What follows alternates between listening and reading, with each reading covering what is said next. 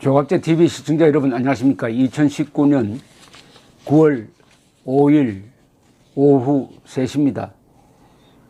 지금 진행되어 가고 있는 조국 게이트는 4.19 전야와 비슷한 느낌도 줍니다. 4.19 전야, 전 국민들이 부정선거를 규탄하면서 들고 일어날 때 맨 처음 행동한 사람은 고등학교였습니다. 마산의 고등학교 학생들이 중심이 되었어요. 그 전에는 경북고등학교, 대구에서 첫 행동을 했습니다. 그 다음에 부산으로, 대구, 마산, 그 다음에 부산으로 뛰었습니다. 부산에서도 고등학생들이 주가 되다가 이게 서울로 튀면서 대학생들이 나오고 4.19로 확대가 되고 4월 26일 이승만 대통령이 국민이 원한다면 하야하겠다고 해서 정리가 되었습니다. 그때도 결정타를 날린 게 교수들의 데모였습니다. 교수들이 4.19 직후에 데모를 했습니다. 당시에 교수들은 데모한다는 것을 상상도 못할 때인데 요사이 보니까 학생들이 움직이고 그 다음에 교수들도 조국 사퇴 기자회견을 오늘 했습니다.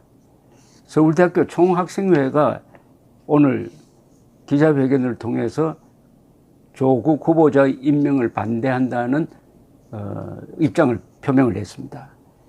서울대학교니까 조국 씨가 재직하고 있는 모교입니다. 모교의 총학생회가 이런 기자회견을 했다는 데 의미가 있다고 생각합니다. 이 입장문도 잘 쓰여져 있습니다. 제가 한번 읽어드리겠습니다.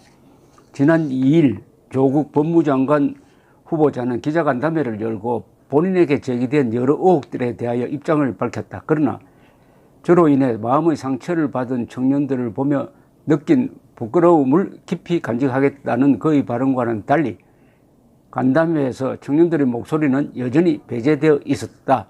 몰랐다. 내가 관여하지 않았다라는 답변만이 반복되는 간담회에서 공정한 사회를 바라는 청년들의 열망은 공허한 외침일 수밖에 없었다. 이에 서울대학교 총학생회는 조국 법무부 장관 후보자의 임명을 강력히 반대한다. 조국 후보자는 기자간담회에서 본인에게 제기된 다른 의혹들에 대한 답변을 준비해 온 것과는 달리 자녀의 장학금과 논문에 대한 의혹에는 모르쇠로 일관했다. 장학금이 남아서 줬는지는 모르겠지만 선정되어서 받았다. 그 돈 받으려고 아둥바둥하지 않았다. 당시 입시제도가 그랬다는 그의 답변들은 우리에게 허탈감만을 안겨준다. 또한 기자간담회에서 말한 부분이 나중에 거짓으로 드러나는 경우 모든 공직을 내려놓을 의향이 있나라는 한 기자의 질문에 의도적인 거짓말이 밝혀지면 그에 대한 일정한 책임을 지겠다는 무책임한 답변만을 남겼다. 기자간담회가 종료된 이후 그의 자녀가 서울대 환경대학원에서 받은 장학금을 서울대 장학회, 즉 관학회에 반납하려 했다는 후보자의 주장과는 달리 관학회는 장학금 반납 문의를 받은 적조차 없다고 밝혔으나 후보자는 이에 대해서는 해명을 내놓지 않고 있다. 한편 지난 2일 대한의사협회는 조국 후보자의 자녀가 고교생 신분으로 제1저자에 해당하는 기여를 했을 가능성은 전혀 없다는 것이 논란의 여지가 없는 전문적 판단이라면서 논문의 책임 저자인 단국대 의대 장영표 교수에게 논문 자진 철회를 권고했다. 장영표 교수 역시 외국 대학 입시에 도움을 주기 위해 조국의 자녀를 제1저자로 하게 되었다. 어떤 처벌도 달게 받겠다며 의혹을 시인했다. 이는 조국 후보자의 자녀가 부모의 사회경제적 지위에 힘입어 학계와 입시에서 부당한 이익을 얻었다는 의혹이 사실임을 말해준다. 일반적인 고등학생이라면은, 일반적인 대학생이라면은 접해볼 수조차 없는 기회를 특권층의 자녀라는 이유만으로 가질 수 있었던 것이다. 심지어 그녀가 동양대 교수인 조국 후보자의 아내가 운영하는 센터에 보조연구원으로 등록하고 총장상을 받았으며 이를 자기소개서에 게재했다는 점, 해당 총장상이 동양대에서 공식적으로 수여된 것이 아니라는 의혹이 제기되는 점, 마찬가지로 자기소개서에 기재한 키스트 연구실 인턴 기간 중 중도에 그만두었음에도 허위로 증명서를 발급했다는 점이 밝혀지며 입시 부정에 대한 의혹은 더욱 커져가고 있다.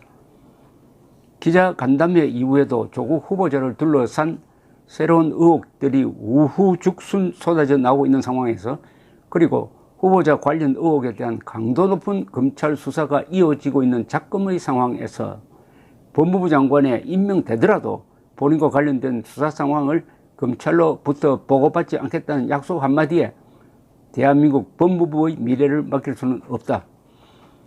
장학 제도에도 입시 제도에도 분명히 허점은 존재하며 부족하거나 공정하지 않을 수 있다. 잘못된 제도는 반드시 보완되어야 하며 부족하고 불공정한 지점은 마땅히 수정되어야 한다. 그리고 대한민국의 법무부 장관은 내각의 책임 있는 국무위원으로서 이러한 사회 모순을 개혁해 나가야 할 의무가 있다. 그런데 그러한 불공정함을 용인하고 심지어 악용한 후 책임을 회피하며 모르쇠로 일관하는 자가 어떻게 이 개혁을 이끌어갈 대한민국의 법무부 장관이 될 수 있는가?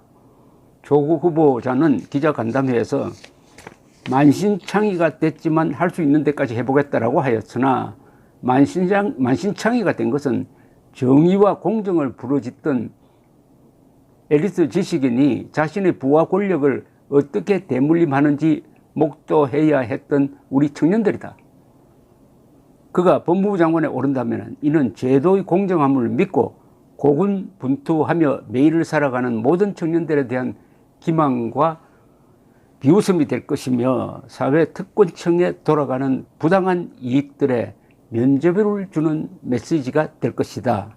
이에 서울대학교 총학생회는 조국 법무부 장관 후보자의 임명을 강력히 반대한다. 정의가 실현되고 공정함이 살아있는 대한민국을 위하여 정부와 후보자가 올바른 결단을 내리기를 촉구한다.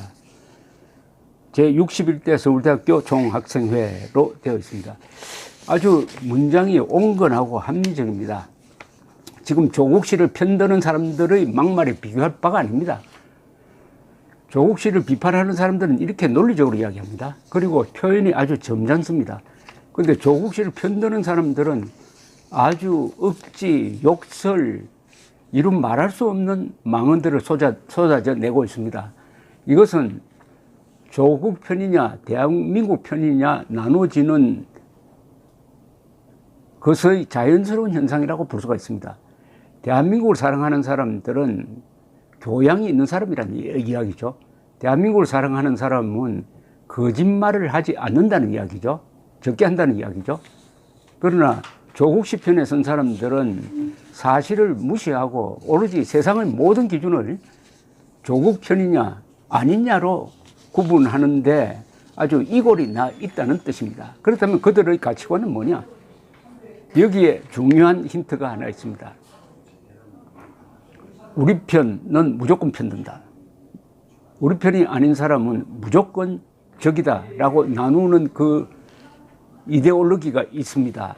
이게 바로 계급투쟁론입니다. 계급투쟁론.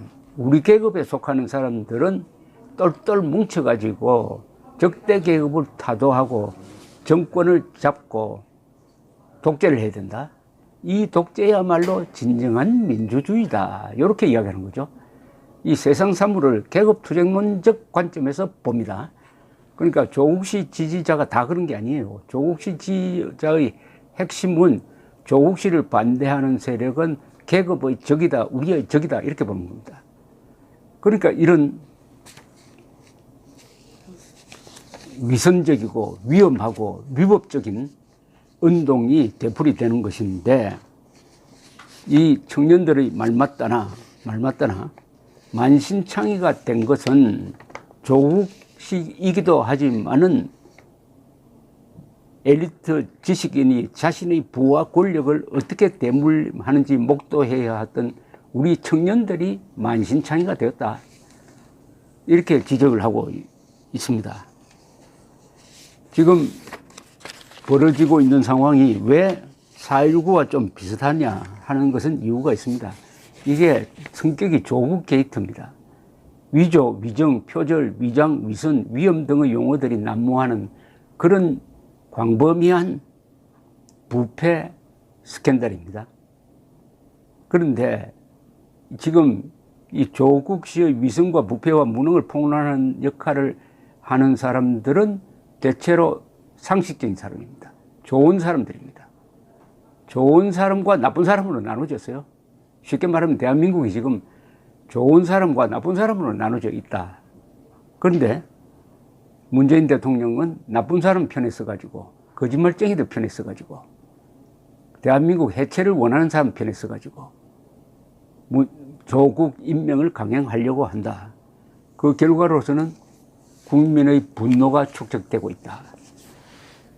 축적되고 있는 국민의 분노가 언제 폭발할 것이냐. 그것은 문재인 대통령이 조국 씨 임명을 강행할 때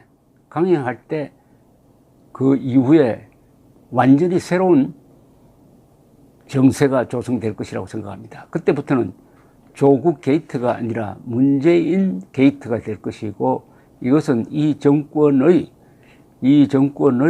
조기 레임덕을 촉구하는 정도를 넘어서 아마 문재인 대통령의 거취에까지 영향을 주는 사태로 악화될 가능성을 배제할 수가 없습니다. 그래서 자꾸 제가 4.19가 연상된다는 이야기를 하는 이유입니다. 감사합니다.